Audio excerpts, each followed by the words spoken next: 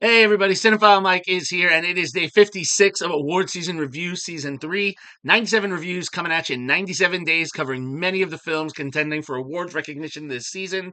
Now, as some of the films I am reviewing here may still be in theaters or be awaiting their theatrical re-releases, all the information I am providing to you is current within 7 days of recording and posting.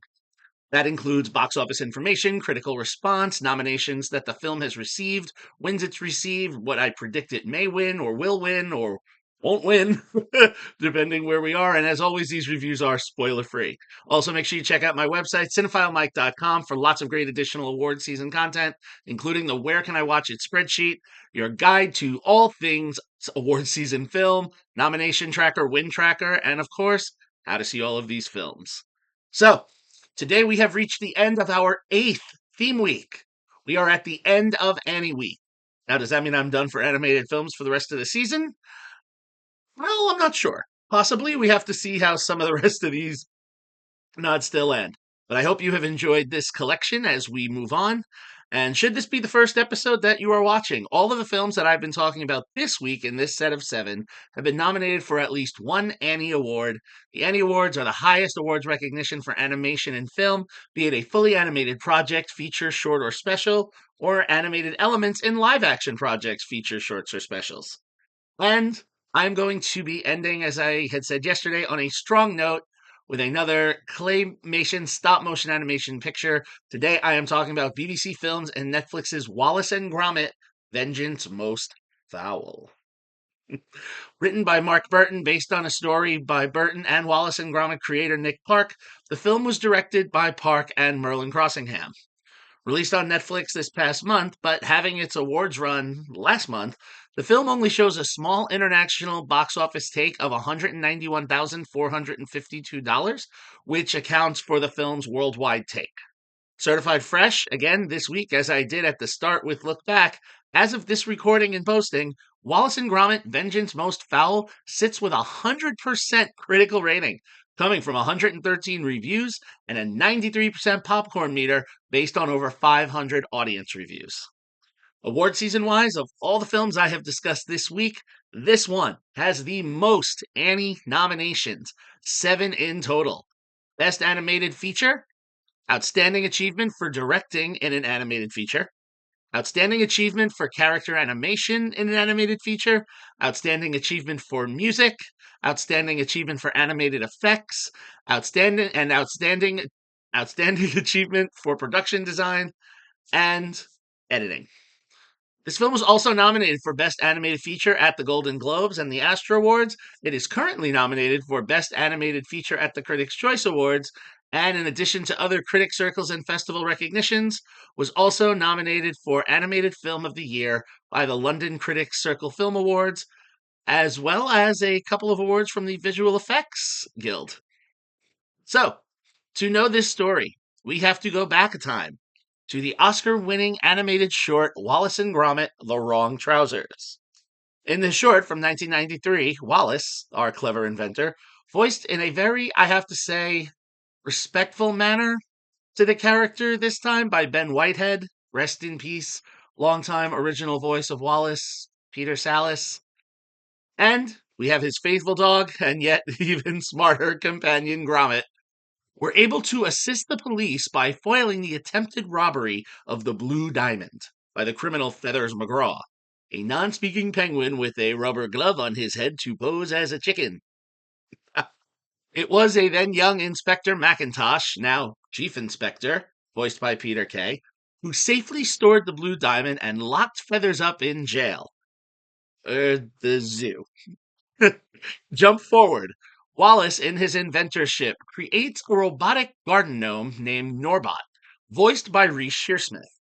Now, he creates Norbot to help with some of the chores around the house, and especially the gardening, despite the doubt by Gromit, who's not so trusting of the bot. Similar to how he wasn't so trusting of Feathers way back when. However, Wallace quickly gains notoriety for the bot and begins a new business to raise money by having Norbot engage in landscaping all around the city. All seems good for Wallace until Feathers, still imprisoned, sees news coverage of this man who foiled his plan and decides he can use this gnome to help him finally steal the blue diamond that he tried to get all those years ago. Now, through a clever series of events, Feathers is able to hack Wallace's computer, reprogram the gnome, and escape from the zoo. Meanwhile, Chief Inspector McIntosh, set to retire, is planning on showing the blue diamond as a last event before he retires. However, upon preparation, he sees that the diamond is not, in fact, what he has had in storage all these years, which now paints a target on Wallace because maybe he never turned that diamond over. And on top of this, well, I won't say how else Feathers is in play with this little mistaken identity thing because it actually really is kind of fun to watch it play out. I'm going to say I was so excited when I heard that this film was coming. I am a huge fan of Wallace and Gromit. However, I have to say, I was excited, but I was a little bit reticent because last season, we had Chicken Run Dawn of the Nugget. I wasn't a huge fan of that. It wasn't well received. And, this is Aardman Films coming after the agreement with Netflix. I mean, the Shaun the Sheep films were great, but I was like, will they be able to, recapture Wallace and Gromit spirit? And I have to say, my fears were totally unnecessary. I mean, look, this film has a very, very simple plot, and I mean this in a good way. We're not going off in a million tangents. I have to say, hats off to Burton. There are large amounts of humor embedded within. You are going to be laughing at this film left and right. Adults, especially more so for every Bond reference or roll of Gromit's eyes. And, thinking about it and how it's connected to the wrong trousers, that short was kind of ahead of its time, showing how, technology can be manipulated for the worse. And, they revisit that topic here now with the reprogramming of the bot gnomes and, AI and prominence and technology. I mean, that's what's driving the Mission Impossible franchise now. I mean, it's scary, but, it's done here with the best of intentions, which it is in real life. And, Nick Park, I gotta tell you, he continues to really craft these heartwarming stories with messages that don't talk down to kids and yet fully appeal to adults. And despite the advances that we have made in technology, the fact that they stay true to the stop motion animation here instead of, switching to like computer animation, which would be very easy to do, keeping it where it belongs, nice touch. I also need to say, they introduced a few new characters in this film, and so should we get additional Wallace and Gromit entries, the return of some of the characters we get here, especially the newly appointed police officer PC Mukherjee, voiced by Lauren Patel, was an absolute delight. So I'm wondering if we're going to get more Wallace and Gromit, properties down the line. I have to say, though, despite the enjoyable cast, what really makes this film work is the ode and the tribute to silent era films, specifically when we're getting into all of the stuff between Feathers and Gromit.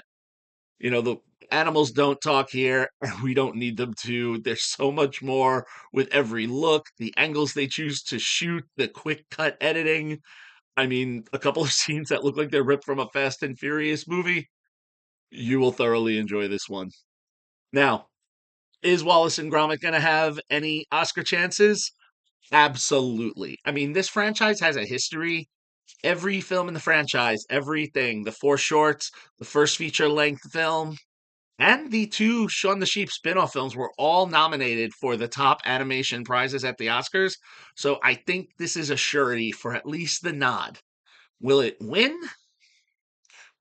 Probably not. I believe Flo is really the front runner this season, but it is my personal desire to see it win because, again, I'm just a big Wallace and Gromit fan. For me, I'm sure you're not surprised when I say here that this is a 5-star film for me. Little biased, maybe, but anything Wallace and Gromit, it's like wrapping yourself in a warm blanket on a cold winter's night. I can't think of a better way to spend a nice, short, truncated, fast paced 75 minutes than with my favorite inventor and his favorite compatriot. Now, if you'd like to watch Wallace and Gromit, as I said, and as you can see from the poster over my shoulder, the film is currently streaming on Netflix. All right, it's 56 down. We're down. We are done with our 8th theme week. We have 41 films to go. As always, if you like what you heard here, please subscribe to the channel, like the video, drop me a comment. You can follow me, Cinephile Mike, on all social media platforms and on Letterboxd. Find lots of great additional content on my website, cinephilemike.com. All right, until tomorrow for our next theme, folks, this is Cinephile Mike saying take a break and watch something new.